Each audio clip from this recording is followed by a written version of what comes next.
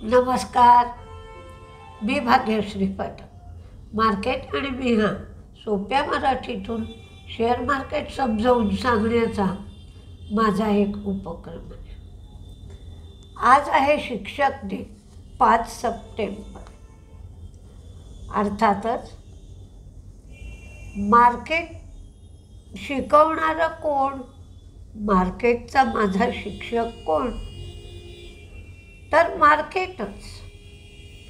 मार्केटनेच मला प्रत्येक गोष्ट शिकवली, कारण ज्या वेळेला मी मार्केटमध्ये आले त्या काळामध्ये पुस्तकं म्हणा, क्लासेस म्हणा, काहीच अवेलेबल नव्हतं.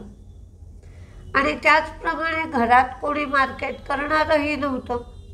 त्यामुळे मी मार्केटचंच बोट धरून हळूहळू चालायला शिकले. प्रत्येक गोष्ट मार्केटमध्ये जी घडली त्याचा ॲनालिसिस मार्केटच सांगत होतं, आणि ते मार्केटचा ॲनालिसिस पाहता पाहता मी पर्यंत पोहोचले. जर कोणी मार्केट अभ्यासू वृत्तीने करू लागलं तर मार्केट तुम्हाला प्रत्येक गोष्ट शिकवतं. कारण मार्केटमध्ये करोडो लोक ट्रेडिंग, इन्व्हेस्टमेंट सगळे करत असतात, आणि त्याचं एकजीव होणारं किंवा कलेक्टिव्ह इफेक्ट जो असतो तो मार्केटमध्ये आपल्याला दिसत असतो. कारण आपण एखाद्या माणसाला विचारायला गेलो तर ते त्याचं मत असतं, दुसऱ्याला विचारायला गेलो तर ते त्याचं मत असतं. पण मार्केटमध्ये हजारो लोक, करोडो लोकांची मतं एकत्र आल्यानंतर आपल्याला रिझल्ट मिळत असतो. त्यामुळे प्रथम प्रत्येकाला शिकवणाऱ्या अशा शेअर मार्केटला माझं मनापासून वंदन आहे, मनापासून नमस्कार आहे, आणि आभारही त्याच शेअर मार्केटचे आहेत की मी बरेच गोष्टी मार्केटमुळे शिकले आहे. त्यामुळे मार्केटशी कृतज्ञ राहून कधीही गर्विष्ठपणाने मार्केट करायचं नाही, म्हणजे आपला पैसा गमावला जात नाही, हेही या मार्केटने शिकवलं. आता आपण रोजच्या भागाला सुरुवात करू. काल GSTचे एवढे रिफॉर्म्स झाले, पण एक गोष्ट लक्षात घेण्यासारखी आहे की जे कन्झ्युमरच्या दृष्टीने चांगलं असतं ते कंपनीच्या दृष्टीने चांगलं असेलच असं नाही. हा अप्रत्यक्ष किंवा इनडायरेक्ट कंपनीला फायदा होईल.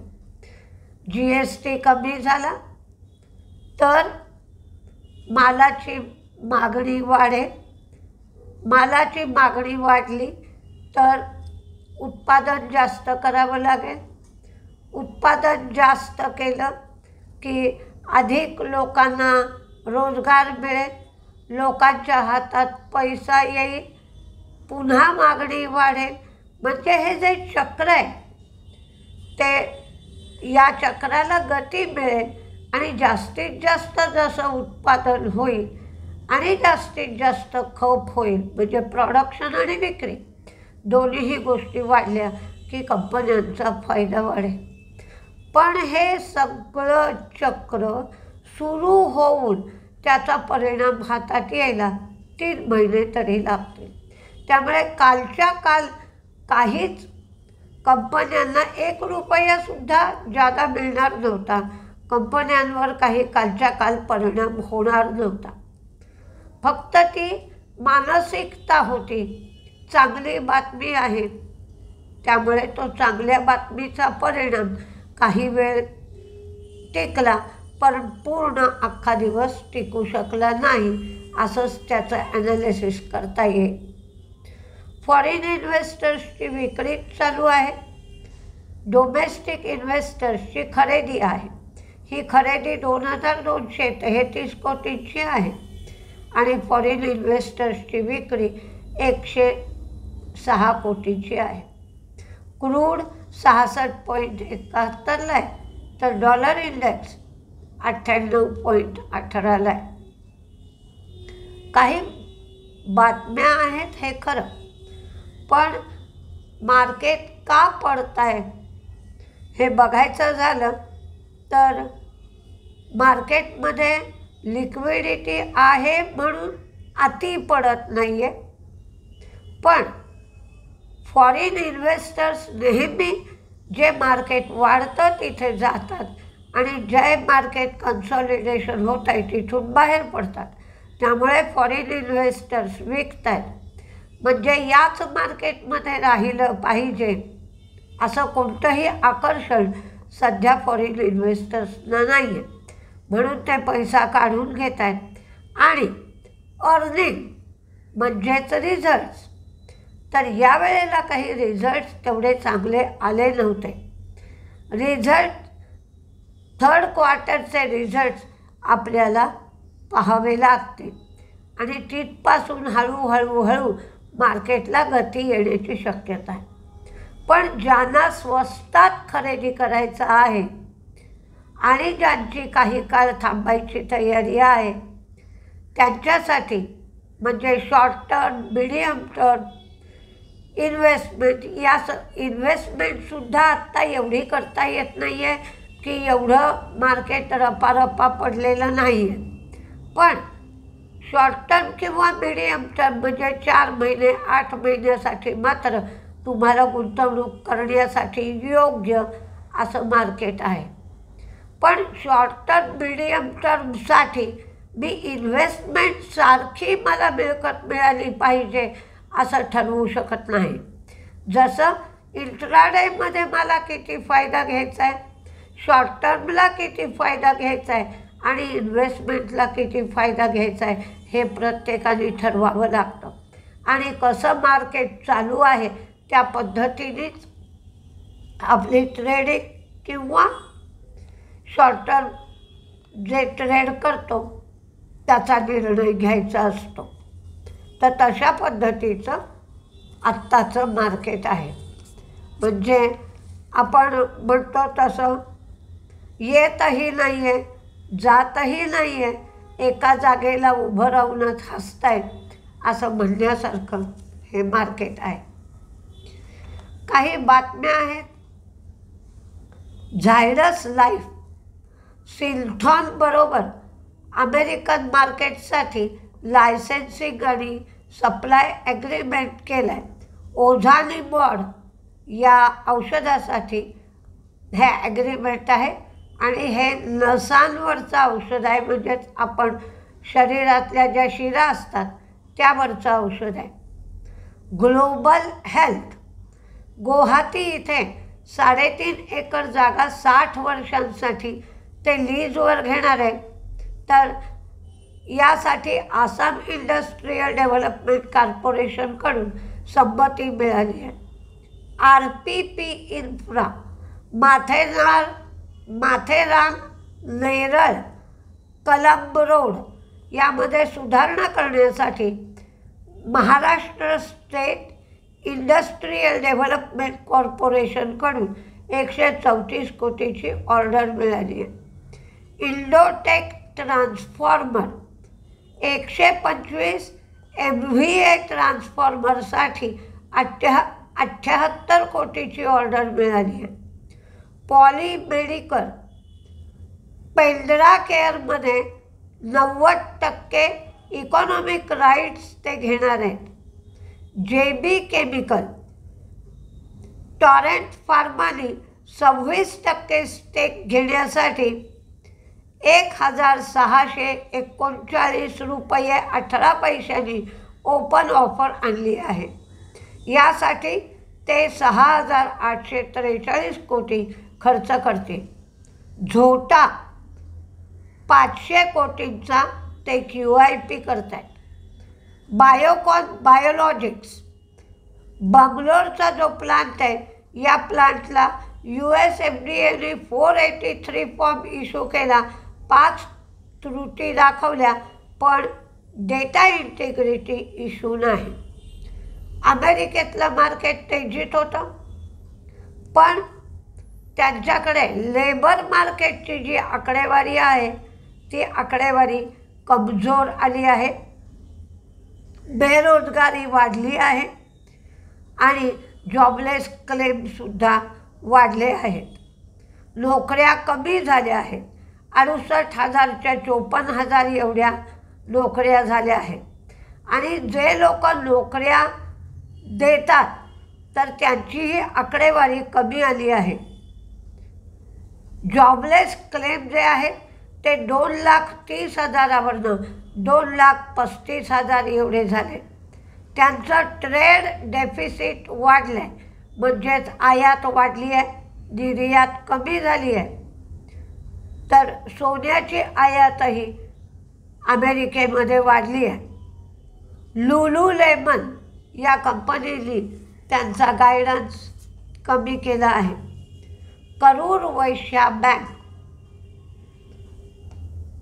मदुराई, कोईमतूर, विशाखापट्टणम इथे ते 3 शाखा उघडत आहेत. आरती ड्रग्ज गुजरातमध्ये सायखा इथे त्यांनी कामकाज सुरू केलं आहे. कॉन्कॉर्ड कंट्रोल पहिलं 100% भारतीय झिरो एमिशन प्रोपल्शन सिस्टीम त्यांनी डेव्हलप केली आहे. ब्लू स्टोन यांचा आज रिझल्ट लागला आहे. त्यांचा लॉस कमी झाला आहे, रेव्हेन्यू आणि मार्जिन वाढलं आहे. भारत फोर्ज आंध्र सरकारबरोबर त्यांनी जमीन खरेदीसाठी करार केला आहे. तर साधारण कोणते शेअर तेजीत राहतील, कोणते शेअर मंदीत राहतील हे पाहूया. तुम्हाला चांगले शेअर एक 4-6 महिन्यासाठी जे पडतायत ते घेता येतील. पण आज फार्मा आणि मेटल शेअर चालतील असं वाटतं आहे. त्यामुळे फार्मा आणि मेटल शेअरचा जास्ती समावेश तेजीमध्ये केला आहे. आरती ड्रग्ज, HEG म्हणजे हिंदुस्तान ग्रॅफाईट, भारत फोर्ज, KEIचा शेअर काल शेवटपर्यंत वाढला होता आणि क्लोज भावही चांगला आहे. KEIमध्ये कप अँड हँडल पॅटर्नचा ब्रेकआउट आहे. झायडस लाईफ, HDFC लाईफ मॅनेजमेंटने स्पष्टीकरण दिलं. ॲप्टसमध्ये काल ब्लॉक डील झालं तर म्युच्युअल फंडाने 229 रुपये भावाने खरेदी केली आहे. IDFC फर्स्टमध्ये डबल बॉटम तयार झाला आहे. तर हे जे सगळे टेक्निकल पॅटर्न्स आहेत त्या टेक्निकल पॅटर्न्सची माहिती मी माझ्या पुस्तकात दिली आहे, ती तुम्ही पाहू शकता. फ्युचर्स, ऑप्शन्स आणि मी या पुस्तकामध्ये मी जवळजवळ 55 पॅटर्न्सची माहिती आणि त्या पॅटर्न्सच्या बाबतीत ट्रेडिंग कसं करायचं हे दिलं आहे.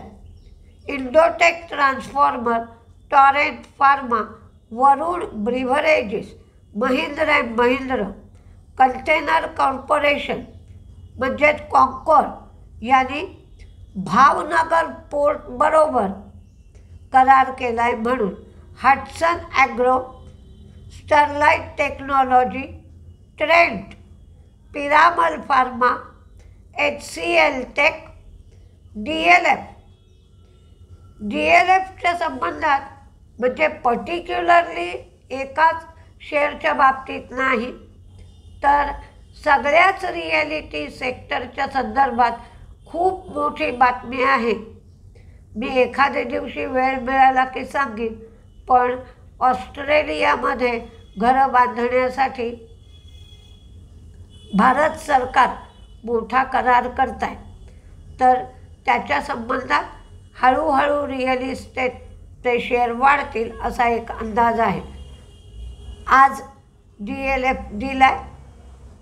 Chola investment, Poonawalla Fincorp, TVS motors, Chennai petro MRPL, कारण क्रूडचा भाव कमी झाला तर ते कमी भावात क्रूड घेणं रिफाईन करण्यासाठी त्यांना फायदेशीर ठरतं.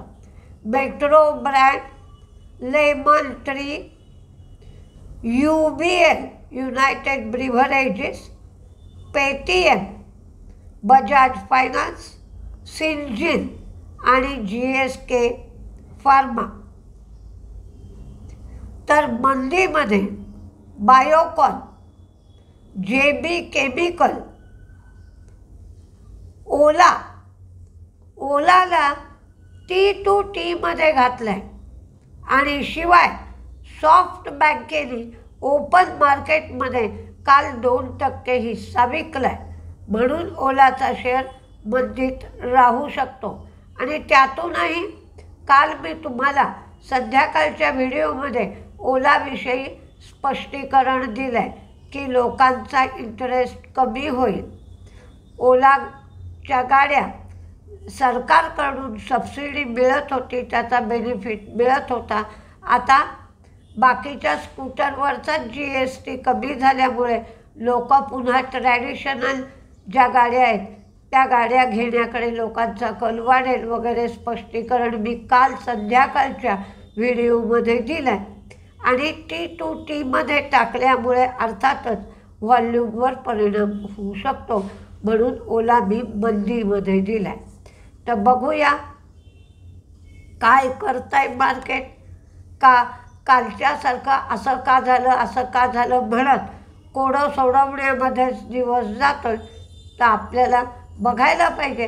पण नक्कीच रोज मार्केट आपल्याला काही ना काही नवीन शिकवतं. मार्केट हे पुस्तकी ज्ञानापेक्षासुद्धा ऑन द जॉब ट्रेनिंग आहे, त्यामुळे रोजच्या रोज मार्केटकडे लक्षच द्यावं लागतं. तर आज आपण 9:15 वाजता काय होतं आहे हे पाहूया. नमस्ते.